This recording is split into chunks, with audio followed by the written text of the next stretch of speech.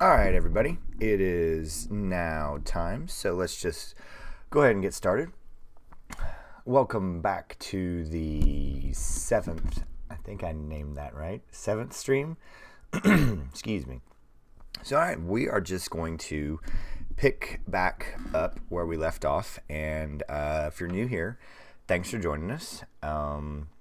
This is a new adventure for me with these live streams, but basically they are a recap of the first 100 videos that are down in the playlist in the description below. So sometimes there's a little bit more in depth to those videos, and sometimes it's less, but you can go back and search everything in that we go over here.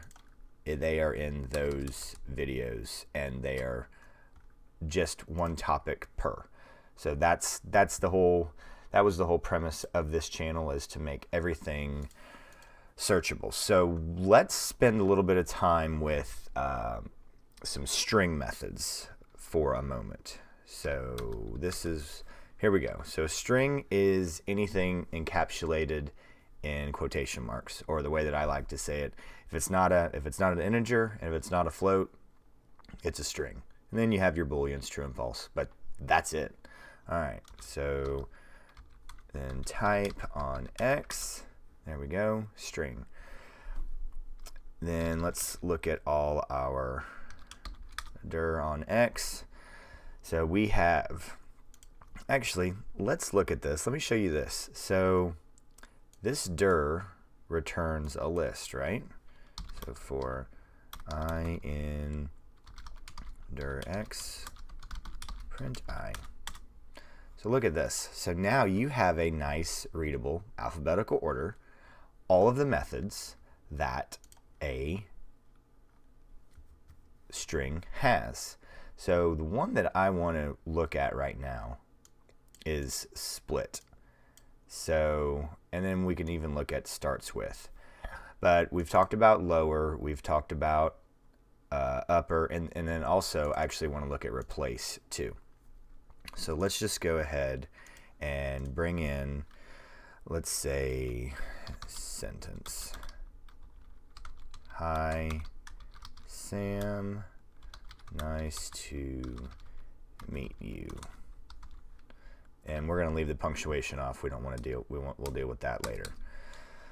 So bring this into memory, and then I have this. Now we want to split. So let's go ahead and look at what split does. Help on str.split. Split. Okay. Let's expand this so we can read it nice and neat. Return a list of the words in a string using sep as the delimiter. So, all right, let's talk about that for a minute. I think we've talked about that. Sep, delimiter, those are interchangeable words, and here is an example of we seeing them put together. So if it's here we go. If the delimiter is set to none, so like if you leave it blank, if you just pass, if I just do send.split, it'll split this on all the white spaces, on all of any white spaces. And then, so there we go. So if I do send.split, I get boom.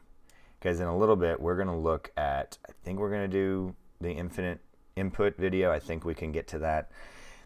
And that is a way to handle it's another way to handle a input from the user not knowing how many inputs there are. So kind of like our args. So right here. So now I have a list, and I want you to look at this. Return. What does return mean? It means create. So right now, so then if I call send again, I still have my sentence, and this is gone. So this isn't anywhere. So I need to assign this to something. So we're going to come back over here, split equals send dot split. There we go. So I run this again. So now I have send, if I can type today, sorry everybody, and then split. So now I have my sentence and my string, and then I have my list object as a split variable of my sentence in a list, all of the words separated.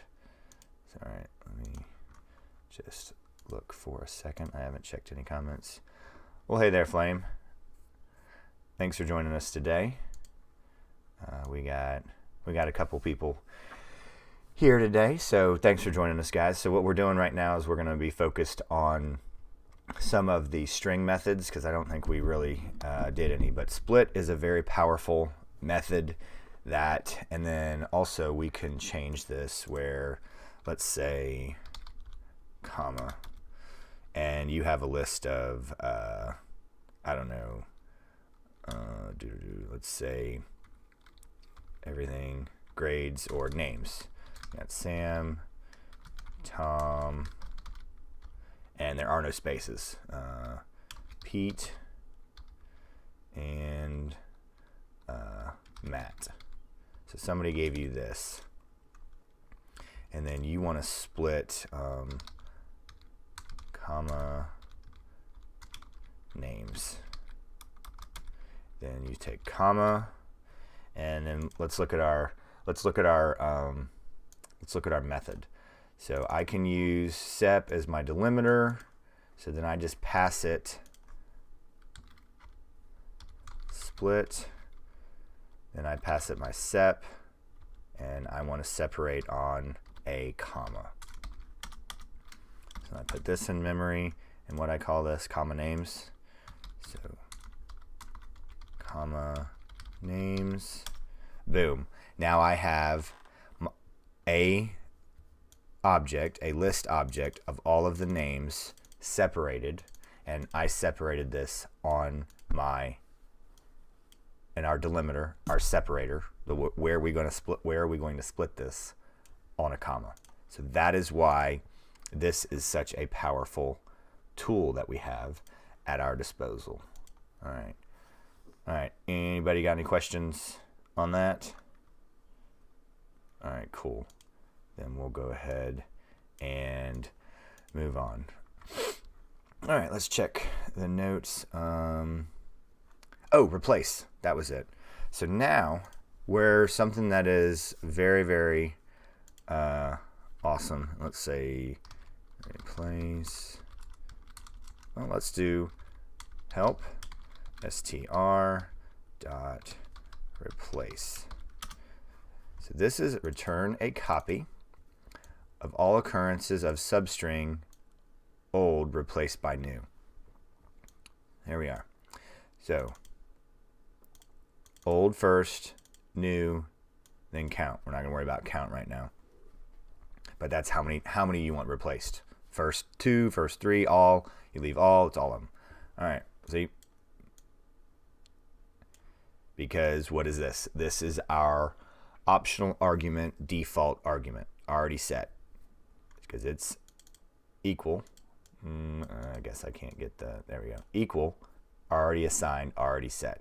All right. So what's a good one? State. MISSISSIPPI. Okay.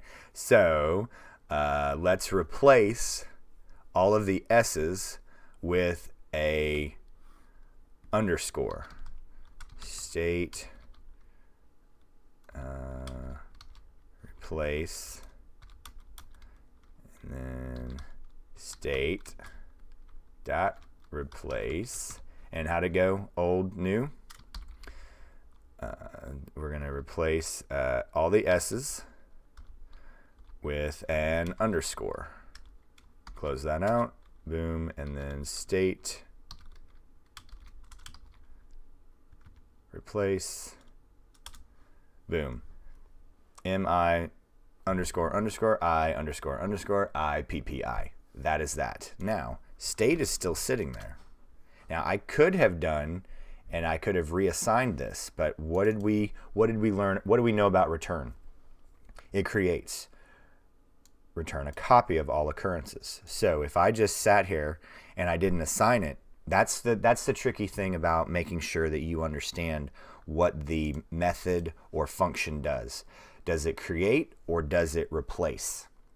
Because if it replaces, then you're going to lose your original object, your original information. But if it then returns, it creates something. So if you don't assign that information to a variable or use it for later, then you are going to excuse me, you're going to have a problem. So make sure that you understand the documentation and you know how to read and look and know what it's doing, because I don't want you doing all this work and then not having it assigned and you don't know where it went. So make sure that you read this and you always look at the documentation of your of the methods and the function that you're using. And there's only one that is not clear, and I always try to make a focus of it. I believe it's got a asterisk and it says in place. So, but almost always it says return none, but there's only one that has in the documentation in place. And I'll try to find it and show you guys this next time. So we got, let's go back up here. So if you just dropped in, let me show you this very cool way, because I know when I was learning, I hated having to look at this list that takes up the whole screen. So here's a very cool way to just run a for loop through our list and have it print out, and it's going to print out in alphabetical order. You have your double underscores, which we'll get to.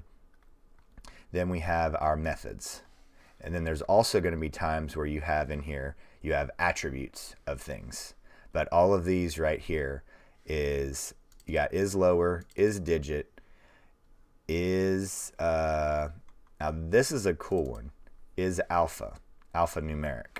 So then you have, we just did split, we've done, we just did replace. So I think, did we look at join before? Can somebody drop in comment? Have we looked at join? Have you guys seen join in any of these live streams? I cannot remember. All right, anybody? All right, so let's just go ahead and look at join then. All right, so now join can be a little weird. So right now do we have split in memory? And also, don't forget that you can run dir and you can see everything that's sitting in memory. If you run dir and you don't pass it any argument, you will get all the variables. So we do have split. So split is, okay, all right, I will. Yeah, here we go. So split is an odd method. It works on, you're going to pass it information. So it is to get a string. So it's one of those weird ones that it works on like a list, but then it creates a string. So I guess I haven't ever read the PEP on how join came to be. So all right, let's do help on str dot join. All right, join. Then you're going to pass in the type of string that you want to join with, then dot join, then the iterable.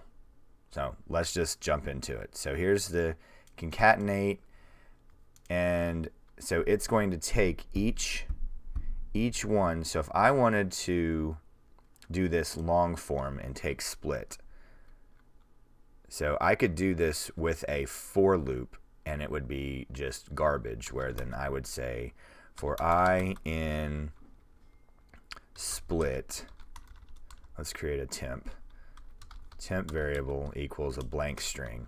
So for I in split, then I take split, so I take temp, then I increment I, then temp again, and then I add a blank space, and then I do temp. So all right, and then I have this trailing one right here. This is just garbage. Well, guess what? There is an awesome method, join, and then I pass it split. Boom. And now I have this nice little string, and it understands that it goes in between my objects in my iterable. So pass it an iterable, concat any number of strings, and then it will return a new string. So what does that do? So now this information is nowhere. I would need to then assign that to, because it returns, it creates. The result is a returned as a new string. So there we go. And I can literally pass in anything. So if I wanted to change this to a comma, because in this example they used a period, a dot, however you'd like to say it. So here we go again. Comma, comma, comma, takes the objects, takes the string objects inside your iterable. There we go, went too far. And concatenates them. And don't forget, concatenate just means 5 plus 6. Puts them together, adds them together, concatenates them. All right, so let's see where we are. Any questions about that? Anything weird? Flame, you got any questions about that? All right.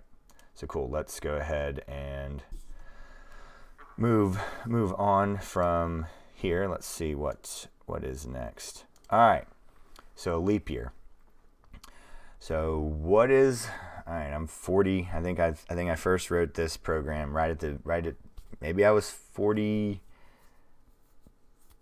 41, maybe 40 when I ran across this. So a leap year. Everybody thinks they know what the definition of a leap year is, but if you do, I will be very impressed. So all right, the actual definition of a leap year is the year has to be divisible by 4 and not divisible by 100, except if it's divisible by 400. So I'll say that again. So let's go ahead and block this out. So year, so we're in year right now 2020, right? So right now 2020 is a leap year because it is divisible by 4 with a remainder of 0. So now on the century marks, they are not. So every 100 years it skips, unless it is then divisible by 400. So I'll give you an example. So the year 1900 was not a leap year. So, and you might say, well, why? It's divisible by 4. But it is not divisible by 400. So this past century, 2000, was a leap year because it was divisible by 400. So boom, that's why year 2000 was a leap year. So now, how in the world can we set this up to have a program check and see if it is a leap year? So let's just go ahead and get started. So leap year. So we gotta think about our rules, and we got to take in. So let's go leap year. So we're just gonna take in a year. So we know that. Oh, okay. For those of you who are new, why'd that fail? Somebody drop in the comments real fast. Why'd that fail? Why'd I go down here? Actually, it's kind of test to see how long comments take to pop up on my end. My son has been trying to tell me that there is a pretty good delay. But all right. Okay, it was my colon. So I messed up and left out a colon. Okay, cool. We got quite a few people here today. So cool. Thanks for dropping by, guys. Right now we're working on how to find semicolon. Awesome. Very good. No, colon. Semicolon has the comma at the bottom. Colon is the 2 dots. All right. So let me look and make sure that I got my notes up, because I haven't actually written this function in a while. All right.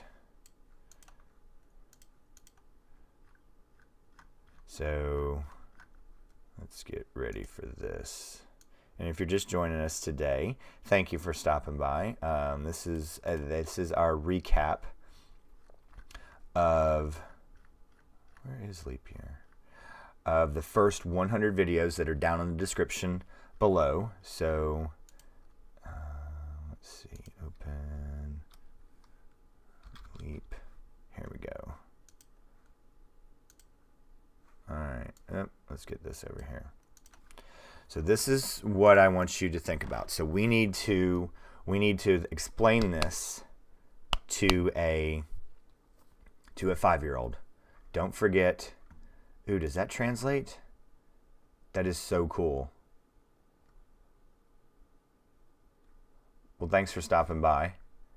I have no idea. Can I copy this and see what that translates into? Let's see.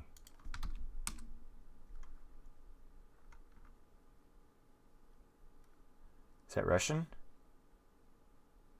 Well, very cool.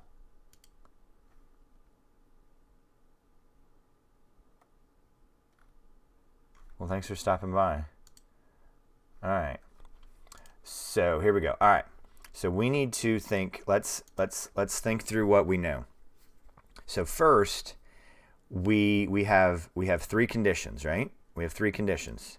It's well, one, it has to be, before we can get to our, if it's divisible by 100 or 400 to find that problem, it has to first, the first test it has to pass is it divisible by 4? So let's set that up. Let's set that one up. So if x divisible by 4 equals 0, then we have, then it needs to then check and recheck and then do another check, right? I think I said too many checks. So I think it only needs 2 more. So if it is divisible by 4, then, so if it fails, so this is how I want you to think about it. So then else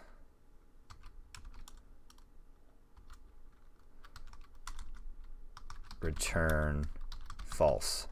So this is how I want you to, because right now, if it's not divisible by 4, we absolutely know it's not a leap year. So it's going to be else return. So now we need to check another if. So if x divisible by 100 equals 0, then it could be false, right? So else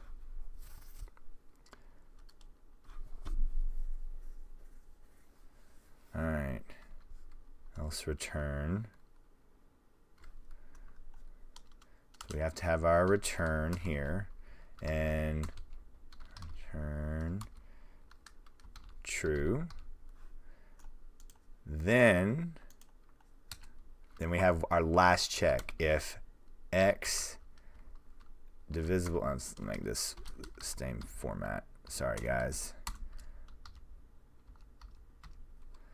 400, 0, return true. Now, how do I know that I spelled return wrong? You may have noticed it, but to me, being dyslexic, that looked perfectly spelled right because I put 2 U's in there. But if it's not orange, if your keyword that you're expecting to be typing is not orange, you misspelled it. So I love all these little checks that Python helps me with, being somebody who struggles with dyslexia. So, all right. Oops. Let's see where we are, and I don't have my notes pulled up. Okay. And I need my leap year notes, so here we go. And then my else return false. So let's go through this. So if it's divisible by 4, then I need to check, well, then is it also divisible by 100? And then is it then divisible by then 400? So if it's divisible by 4, potentially. So if it's not, so I want you to look at this, how I designed this. Potentially, yes, we need 2 more checks. But if it is not divisible by 4, then it is absolutely not a leap year, false. But we have a potential. So then if it's divisible by 100, it is not a leap year. So it fails out from that and then return true. So if it's divisible by 4 and then not divisible by 100, true. But then if it is divisible by 100 and divisible by 400, it is a leap year. And if it is not divisible by 400, it is not a leap year. Does that make sense? All right. So now let's test these. And we have some tests here. And by these years, you can kind of see how old I am. So, because I lived through all of these. Well, except for that one. So, all right. Okay. So we learned earlier that 2000 was a leap year, and I got to experience that. And I point out to my kids that they will not have a century that they get to experience a leap year. So that should be true. That'll be false. True. True. False. False. False. All right. So let's run this. See how we did. True. False. True. False. False. False. All right. Let's go over that one more time. So if you're just joining us today, what we are looking at right now is how to solve a leap year. What is the definition of a leap year and how to solve it. All right. I just want to check the comments real fast. So it's a little bit more complex for a leap year, and I only learned this a couple years ago running across a programming problem, an algorithm. So there's actually 3 conditions. Has to be divisible by 4, cannot be divisible by 100, and then has to also be divisible by 400. And this is the test. So that is that. So the last century was the first leap year century since 1600. So if I were to change this one to 1600, the fourth one will become true now. Fourth one will become true. There we go. So all right. Okay, cool. Let's keep moving. Let's see what was the next? We did leap year. Oh, times table.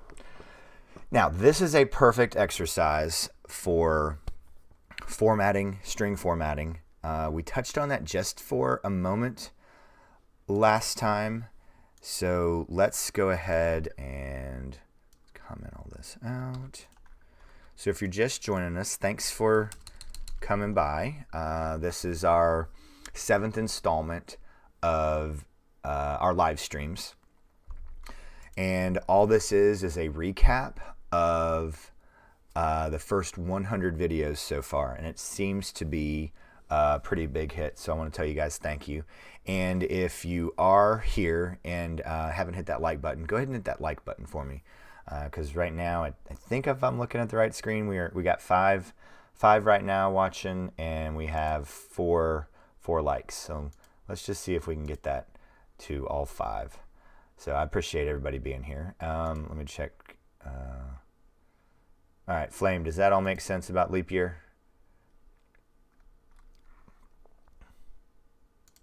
All right, cool. We were going to do times table. So let's see. Let me make sure. Times table. All right, let me see if Flame got anything. All right. Let's see. Sorry, guys. I thought I had that pulled up already. Times table. Open. Okay. So what we're going to do is we're actually going to handle a little bit of string format, and then we're going to. So let's just go ahead and look at this. Def, and I'm going to show you one old way, and then next time I'll show you the better way, because I guess I never came back and changed this. So, okay, that is orange. Wow, my eyes are playing tricks on me. Times table, if I can spell that right. So what we're going to do here is we're actually going to take input from the user. We're actually going to say, hey, we're going to run this, and I'm going to not take in any information, but we're going to take information from the user and then use that to do. Okay, cool. It does make sense. Awesome. All right. And then we're going to use that information to then build our times table. So we take in X input. And what do we know about input? Please enter a number. So we know that input takes in information, and then it takes in information as a string. So if we want to do any arithmetic to it, we need to handle that. Oops. So then I give it 4, and then if I want to take, because I just passed in 4 and I want to multiply it by, no, we did this last time. I want to divide it by 2. So I'm saying I'm taking this number 4 and dividing it by 2, and I get an error. Always return a string. Awesome. Very good, Flame. It does always return a string, because let's run help on input. Read a string from standard input. So X is a string. We see that right there because it's got our quotation marks around it, and you can always use this. I highly recommend this, you understanding this, because you're going to have a problem, a program, a function that you're going to be building something, and you're going to be going through, and you're going to then you're going to do something like this, and you're going to get an error, and you're not going to understand why it failed, and then you're going to see that you're going to hang on, guys, I'm sorry. All right, so then you're going to need to run the type on that object to understand why you're getting this message. And then you go, oh, man, I forgot to change this into a string. So here we go. So then you can either wrap this here. You can just go x int x, or you can just wrap this at the beginning, and it will not cause you a problem. So let's just call times table. Boom, run this. So then I get a number 4. Boom. All right. I guess right now we could at least print x. Here we go. Let's run this again. Enter 4. Print out x. I get 4. All right. So we want to take in a number, and the point of this, a times table. So I want you to think about it. So we got rows and columns, a table. So as big as the table as you want it to be, have it go through and then print out. So if you want 5, so we're going to start at 0. 0 times 0 is 0 up in the top corner. Then 0 times 1 is 0. That whole row. And then 1. 1 times 0, 0. 1 times 1 is 1. So it's going to have this format that we go through, and it's going to go down and down and down and over. And so you're literally saying the size. So if you want a times table of 5, it's going to go 5 by 5. Does that make sense? All right. For row in range x, we're just going to tweak this a little bit. Then print row. All right. Enter. So we said 5. Okay. So here are our rows, 0 through 4. So we could tweak this. Do we want to? Because we know that in our programming experience in Python, 5 is not included. So the end user, they're not going to tolerate you saying, oh, make sure you add a number. So we handle this right here. We're going to add 1. So we know that if we want 5 to come out, we need to add 1 to our variable x. So all right. So next is we need to handle how we're going to handle our rows, our columns. And then this is where we need to do arithmetic. So now it's going to be 0 by 0 times 0, of course 0, then 0 by 1, and then we need to add our columns. So how do we do that? Well, guess what? We just need another column. We have another set of variables in range x. Then we need to add 1. Print row times column. All right. And then we should not need this. Make sure. And what I forget. I got a syntax error. I forgot my n. All right. 5. Now, what happened? Python didn't understand that you wanted to go all the way down. So I need to handle this way. This is how you handle let's come over here. Print. Let's run help on print so we can understand what print does. Oh, look at this. Okay.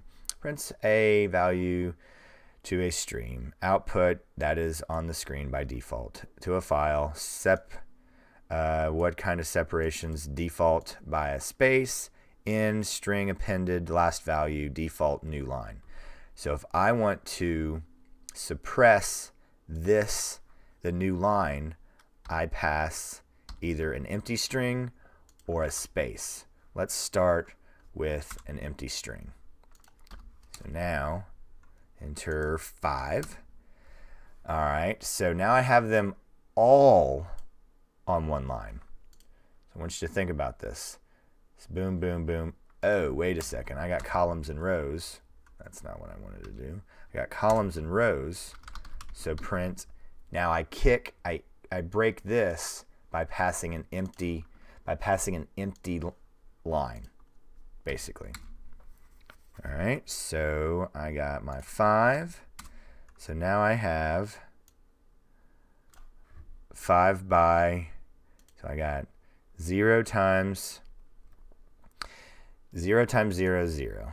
0 times 1 is 0. 0 times 2 is 0. 0 times 3 is 0, so on and so forth. And then I got, but right now I have a little bit of a problem right here. I don't have a nice little space. So now, then I get 5. Here we go. But now this, we're not going to handle this right now. I don't want to throw in too much formatting, but there is a way to handle how many spaces you need to have. So right now we're just going to leave this here, and we're going to address this soon. I think it's towards the end of this playlist. So we'll look at that and probably Thursday, maybe by next week. So by next week at the most. So let's see where we are with our notes. All right. We need to look at import. We need to pull up what import does and really help. Now, where did I just go? I just went into the help interactive area, so that I'm now interacting. I got keywords, and I got import right here. So I need to look at this. So it's 203 lines. It's oh wow, the import statement. Basic import statement. So find a module, loading, initialization. So what this does is this actually goes out into Python, into its folders. And let's look. We got open module, library. All right. Nope, that's not it. All right. And is sys one of them that does not show? I believe sys is. But here is, we got math. Let's see if math is here.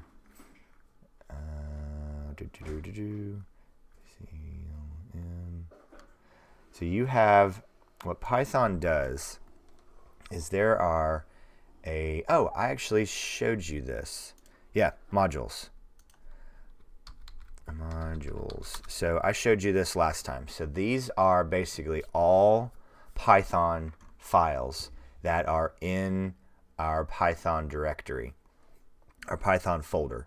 And what that does is you can import any Python file. You can then, when you get to a point where you're using the same bit of information over and over and over again, actually got a really good question from somebody. Hey, is there a way to have a variable move through from one run to the next? So you have, and when you get to the point where you're pretty sophisticated, where you're not going to want to have to create this variable all the time, yes, there are things to do that.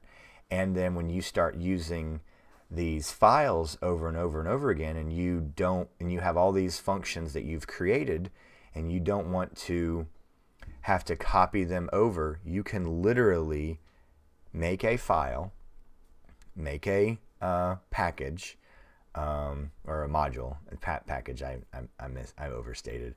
A module that then you can import that every single time. A list of variables that you use. So let's see. is sys going to show? So a perfect example. So you got urlib, that's dealing with the internet. Pickle, that was actually the one that a way that can share keep variables that you can actually store them in memory. Regular expressions, and this is the way that here sys. All right, yep, here we go. So here's the module that is built in. So there is one that you can't touch, so you can't screw it up. That's the reason why. Because, and we're going to look at this very, very soon, argv, command line. This is how you can actually create a program that you can use DOS. And for you younger individuals, that was the way that you actually interacted with your computer. It was a DOS prompt. There were nothing was clickable. You typed in all the instructions. DOS, D-O-S, Disk Operating System. And when that came about, you had a list of instructions that you could continuously use that were common. You had load, run file, execute, dir. That's actually where the dir comes from, is directory. So you get all of these things, and this is how you really first interacted with the computer. There was no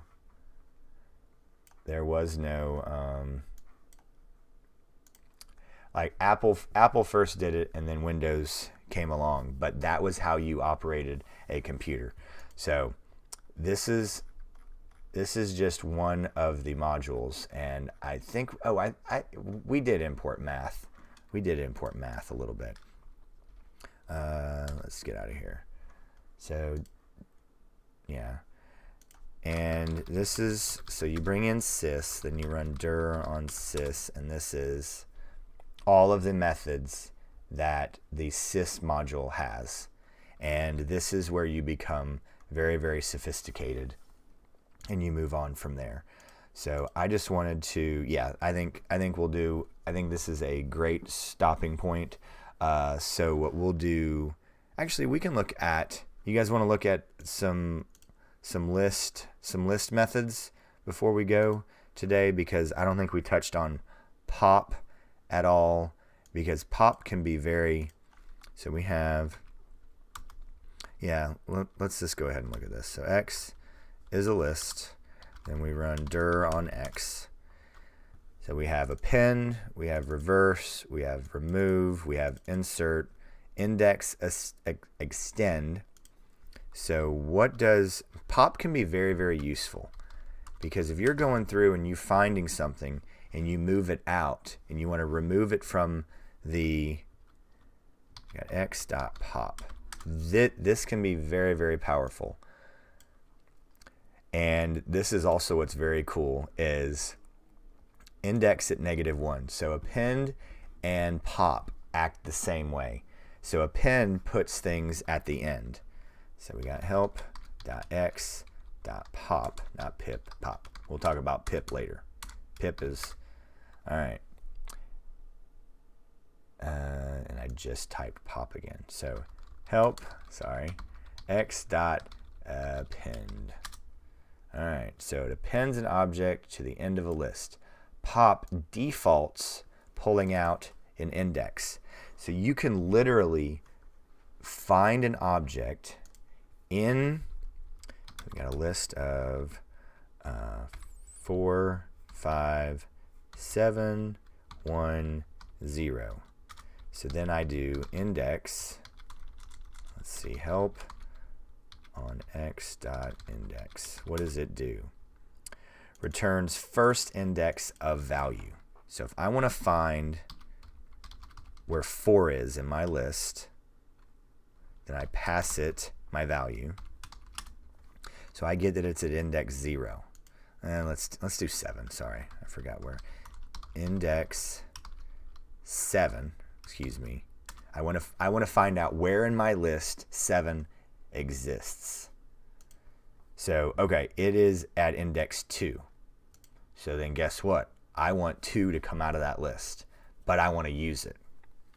So index, so then I go,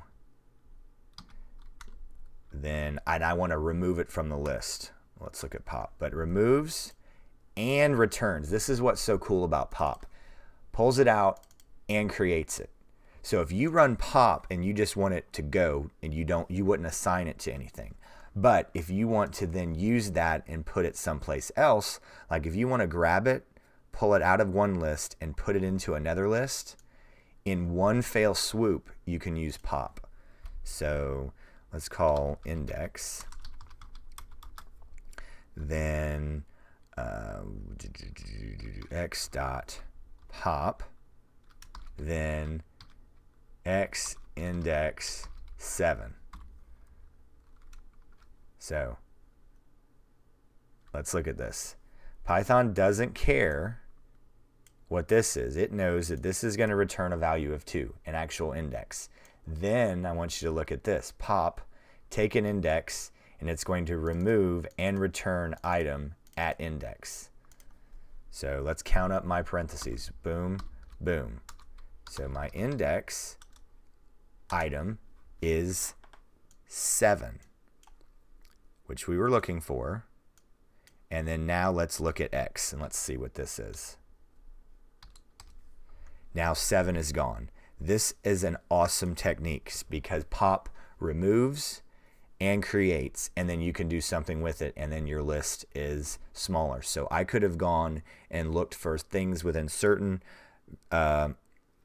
regions, certain specs or specific items, and then go in, remove it, and then add it to another list. This is so very, very, very powerful. So all right, there we go. About 50 minutes today. Thank you very much for joining me today. I absolutely love doing these live streams. And hey, how are you doing? I'm glad you got to be here today. And you were very, very supportive. I really appreciate it. We got a couple people still in here. So thanks for everybody for joining me today. Make sure we're hitting that like button, and if you've not subscribed yet, make sure you're hitting that subscribe button. And our series videos are continuing with Django, so building a website. So if you're interested in that, make sure that you're checking those videos out. Yesterday's video was making everybody aware of it, and then also the playlist so far of making sure that you're caught up to date so we can move forward. But as always, guys, thanks for joining us. Thanks for watching, and we'll see you guys tomorrow. Bye, guys.